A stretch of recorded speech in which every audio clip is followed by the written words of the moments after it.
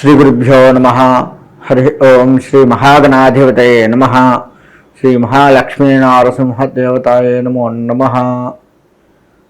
మనకి ద్వాదశ రాశుల్లో ఏ రాశి ఎట్లెట్లా ఉంటాయి, వాటి ఫలితాలు ఎట్లా ఇస్తారు, ఏమిటి అని తెలుసుకోవడం అనేది మనకు ఉత్సాహంగా ఉంటుంది. తద్వారా ఏంటయ్యా అంటే, ఏదైనా ఇబ్బంది కలిగేటువంటివి వచ్చినట్లయితే వాటిని జాగ్రత్త చేసుకుంటూ ఆ ఇబ్బంది నుంచి బయటపడటానికి కోసమే మనం ఈ రాశి ఫలాలు చెప్పుకుంటూ ఉంటున్నాము.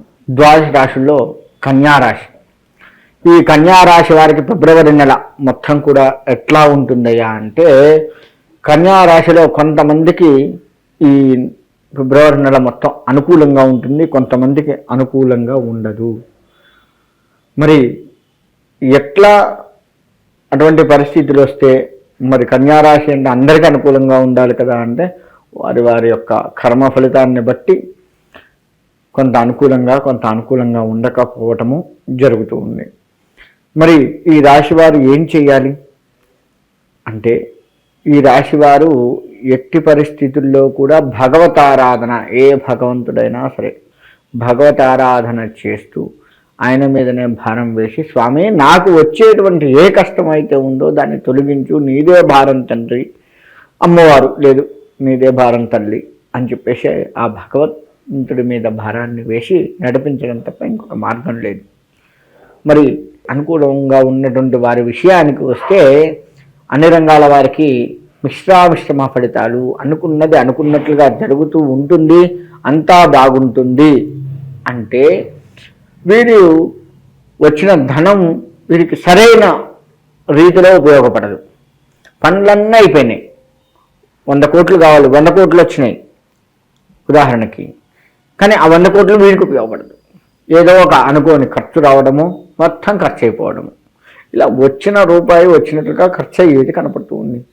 అంతా ఆనందంగానే ఉంది, కానీ ఈ ధనం అనవసరపు ఖర్చు వచ్చి ధనం విషయంలో ఇబ్బంది పడుతూ ఉంటారు. కాబట్టి ఈ రాశి వారు ధనానికి సంబంధించినటువంటి ఇబ్బందులు వీరికి తప్పవు. కాబట్టి ధనానికి సంబంధించి అమ్మవారిని ప్రార్థించడం తప్ప ఇంకొక మార్గం లేదు.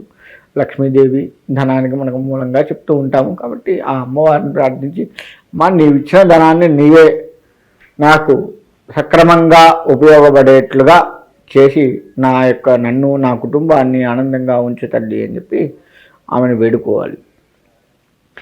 ఇంకా ఈ రాశి వారు వ్యవసాయ రంగానికి వస్తే అనుకూలంగా ఉంటుంది. అంటే కొంతమందికి అనుకూలం, కొంతమందికి అనుకూలం కాదు అని చెప్పాం కదా. అనుకూలమైనటువంటి వారి సంగతి ఇప్పుడు ముందుగా చెప్తూ ఉన్నాను. కొంత అనుకూలంగా ఉంటుంది, కాబట్టి జాగ్రత్తలు వహిస్తూ ఆ యొక్క వ్యవసాయాన్ని మనం ముందుకు తీసుకువెళ్ళాలి.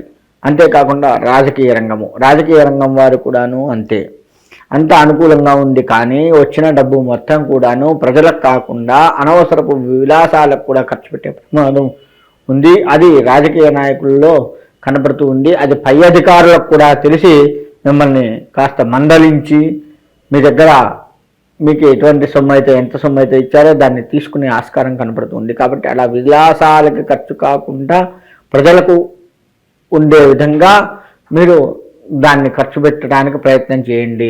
ఎటువంటి విషయంలో మీరు జాగ్రత్త వహించకపోతే ఇటు ప్రజల నుంచి అటు పై అధికారుల నుంచి మీకు మందలింపు బాగా ఉంటుంది. కాబట్టి దాన్ని కొంచెం జాగ్రత్త వహించుకోండి. రాజకీయ రంగం వారు మీకు కొత్త పరిచయాలు అయినప్పటికీ కూడాను ఇదొక్కటే మీకు ఇబ్బందికరంగా కనబడుతూ ఉంది. రాజకీయ విషయంలో రియల్ ఎస్టేట్ రంగాన్ని విషయానికి వస్తే విజయం కనబడుతూ ఉంది, కానీ ద్వారా వచ్చిన సొమ్ము మొత్తం కూడాను వృధాగా ఖర్చు కనబడుతుంది. ఒక్కొక్కసారి ఇటు ఇంట్లోకి ఇవ్వరు, అటు ఇంకో దగ్గర పెట్టుబడి పెట్టరు. కానీ వచ్చిన డబ్బులు రాలేదా అంటే, అనుకున్న డబ్బులు వచ్చినాయి, అనుకున్నట్లుగా వచ్చినాయి, కానీ ఏమైందో తెలియదు, లెక్క కూడా తెలియని పరిస్థితి కనపడుతుంది. కాబట్టి ఆ విధంగా కాకుండా జాగ్రత్త వహించుకోండి.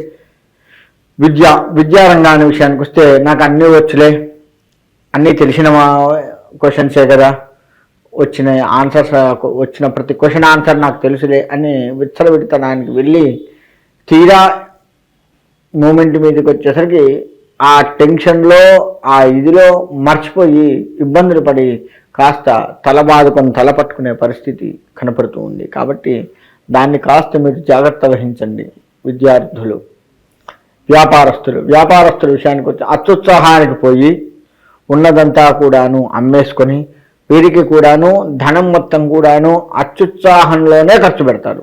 సామాను వచ్చిన సామాను అమ్మేశాం, జీరో అయింది. చక్కగా ఆ సామానికి సంబంధించిన డబ్బులన్నీ ఫుల్గా వచ్చినాయి, సామాన్ అంతా అయిపోయింది, అమ్మయ్య తెచ్చుకున్నట్టు సామాన్ అయిపోయిందిరా అనుకుంటాం. కానీ ఈ వచ్చిన డబ్బు ఏదైతే ఉందో ఇటు కొత్త సామాను కొనరు, ఇంట్లోకి ఖర్చు కాదు. ఈ విధమైనటువంటి కష్టాలు కనపడుతున్నాయి. ఇంట్లో కూడాను అధికమైనటువంటి ఖర్చులు కనపడుతూ ఉన్నాయి. వ్యాపారం చేసేటువంటి వారందరికీ కూడాను ఇంట్లో అనుకోని ఖర్చులు కనపడి దానికి వద్దన్నా ఖర్చు పెట్టే పరిస్థితి కనపడుతూ ఉంది. కాబట్టి ఆ విధమైనటువంటి విషయాన్ని ఆలోచిస్తూ వ్యాపారస్తులు ముందుకు వెళ్తూ ఉండండి. ఇక సర్క్యులేషన్స్ బాగా అనుకూలంగా ఉంటుంది. అది మీకు కాదు, పక్కవారికి. ఈ రాశి వారు ఆలోచించే ప్రతిదీ కూడాను పక్కవారికి కాస్త మంచి జరుగుతుంది. మీరు ఊహించి వారికి చెప్పింది వారికి మంచి జరుగుతుంది, కానీ మీకు కాస్త మీరు ఊహించింది మీకు అనుకూలంగా కొంత భాగం ఉన్నా కొంత భాగం ఉండదు. ఈ విధంగా కనపడుతూ ఉంది.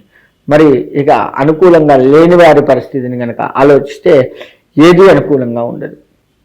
వచ్చినట్లే వస్తుంది, దగ్గరికి పోతుంది. వ్యవసాయం విషయంలో కావచ్చు, విద్య విషయంలో కావచ్చు, రియల్ ఎస్టేట్ విషయంలో కావచ్చు, వృత్తి ఉద్యోగాలు కావచ్చు, అన్నీ కూడాను దగ్గరికి వచ్చి వెళ్ళిపోతాయి. ప్రమోషన్లు, ఉద్యోగాల విషయంలో ప్రమోషన్లు, ఇంకా నెక్స్ట్ పేరు నాదే, ఇంకొక 2 నిమిషాల్లో నా పేరు విడుదలవుతుంది చూడు అని మనం సంబరపడే నిమిషంలో మంది కాకుండా మన పక్కన మన తర్వాత వారు ఎవరైతే ఉన్నారో వాళ్ళ పేరు వినపడే అవకాశం ఉంటుంది ప్రమోషన్లో. ఏంటి అని ఆలోచించి మనం ఎంత గింజుకున్నా కానీ ఫలితం సున్నాగా కనపడుతుంది. ఆ విధంగా ఉద్యోగాల్లో ఉంటుంది. అంతేకాకుండా ప్రమోషన్స్ పక్కకు పెడితే బదిలీలు కనపడుతూ ఉన్నాయి. ఆ బదిలీల్లో కూడా మీకు వాతావరణం అంత అనుకూలంగా ఉండదు. మీరు అనుకున్న చోటుకు వెళ్ళకపోవడము, లేదు వెళ్ళిన చోట కాస్త వ్యతిరేక భావంలో రావడము జరుగుతూ ఉంటుంది. కాబట్టి జాగ్రత్త వహించండి. ఇలా అన్ని రంగాలుగా ఈ రాశి వారికి కొంతమందికి పట్టింది బంగారం అయితూ ధనం వల్ల ఇబ్బందులు పడుతూ ఉంటారు. కొంతమందికి అసలు ఏది పట్టుకోవాలో కూడా తెలియకుండా అయోమయ స్థితిలో ఉంటారు. ఈ రాశివారు ఆ విధమైనటువంటి వ్యత్యాసాలు కూడుకొని ఉంది. ఆ విధమైనటువంటి కన్ఫ్యూజ్లో వీళ్ళు ఉంటూ ఉంటారు. కాబట్టి ఈ రాశివారు అమ్మవారిని ప్రార్థించడమే ఉత్తమము. శుక్రవార నియమాలు పాటిస్తూ కింద పడుకోవడము, ఒక్కపూట భోజనం చేయడము, తెల్లటి వస్త్రము, శుక్రవారం నాడు తెల్లటి వస్త్రములు ధరించండి. మీ ఒంటి మీద ఏదో ఒకటి, ఏ రంగు వస్త్రములు అయినా సరే కొంత తెలుపు కనపడాలి. ఎక్కువగా తెలుపు కనపడితే ఇంకా మంచిది, కొంతైనా కానీ తెలుపు కనపడుతూ ఉండేట్లుగా శుక్రవారం రోజు ఆ విధంగా ఉన్నట్లయితే మీకు మంచి జరిగే అవకాశం కనపడుతూ ఉంది. కాబట్టి ఈ రాశి వారు అమ్మవారిని ప్రార్థిస్తూ శుక్రవార నియమాలు పాటిస్తూ ముందుకు వెళ్ళినట్లయితే ఈ అనుకూలంగా ఎవరికైతే లేదో వారు కాస్త తేరుకునే అవకాశం కనపడుతూ ఉంది. అమ్మవారి ప్రార్థన వల్ల, అమ్మవారి ప్రదక్షిణ నమస్కారాల వల్ల కాస్త తేరుకుంటారు.